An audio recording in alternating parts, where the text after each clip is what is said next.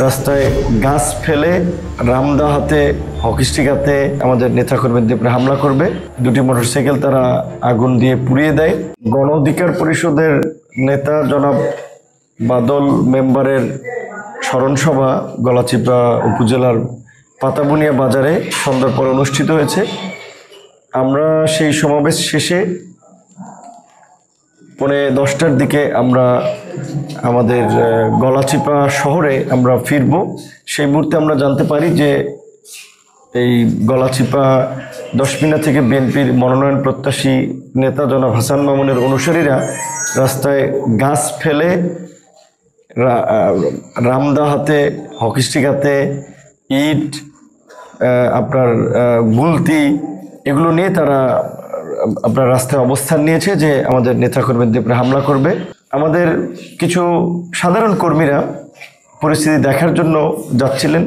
সেই সময় দুটি মোটরসাইকেল তারা আগুন দিয়ে পুড়িয়ে দেয়, আরও 5-7টি মোটরসাইকেল ভাঙচুর করে, বেশ কয়েকজন নেতাকর্মীকে আহত করে। এবং ইতিমধ্যেই আমরা খবর পাই যে আমাদের এই গলাচিপা দশমিনায় প্রায় 8 থেকে 10টা অফিস তারা ভাঙচুর করে, বিভিন্ন জায়গায় আমাদের ব্যানার ফেস্টুন সেগুলো ভাঙচুর করে।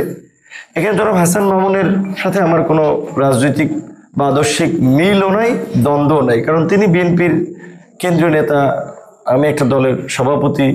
মিলের জায়গায় এটুকু আছে যে আমরা গণ অধিকার পরিষদ বিএনপির সাথে ফ্যাসিবাদ বিরোধী আন্দোলন করেছি, রাজপথে লড়াই সংগ্রাম করেছি, এখনও বিভিন্ন ইস্যুতে রাষ্ট্র সংস্কার, নির্বাচন, মৌলিক ইস্যুতে আলাপ আলোচনার মধ্যে দিয়ে একসাথে কাজ করার চেষ্টা করি জাতীয় পর্যায় থেকেও। সেখানে আঞ্চলিক পর্যায়ে জনাব হাসান মামুনের সাথে আমার ওই ধরনের কোনো রাজনৈতিক সম্পর্ক নাই। বিএনপির একটা বড় রাজনৈতিক দল, হাসান মামুন রাজনীতি করতে চাইলে, প্রোগ্রাম করতে চাইলে তার নেতাকর্মীদের নিয়ে করবেন।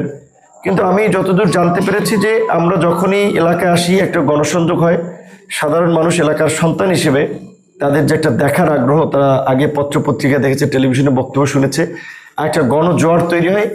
এইটা দেখে মূলত তারা আসলে এই ঈর্ষান্বিত হয়ে আমাদের নেতাকর্মীদেরকে হুমকি দেওয়া, বিভিন্ন জায়গায় হামলা করা, এই কাজগুলো করছেন। বিএনপির শীর্ষ নেতৃবৃন্দকে জানিয়েছি, দেখি তারা কি ব্যবস্থা নেয়।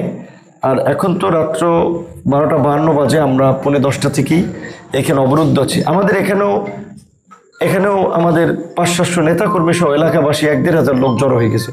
আমরা চাইলে তাদেরকে প্রতিহত করে মোকাবেলা করে সামনে এগিয়ে যেতে পারি, কিন্তু এলাকায় একটা অনাকাঙ্ক্ষিত পরিস্থিতি, উত্তপ্ত পরিস্থিতি তৈরি হোক, সেটা আমরা চাইনি।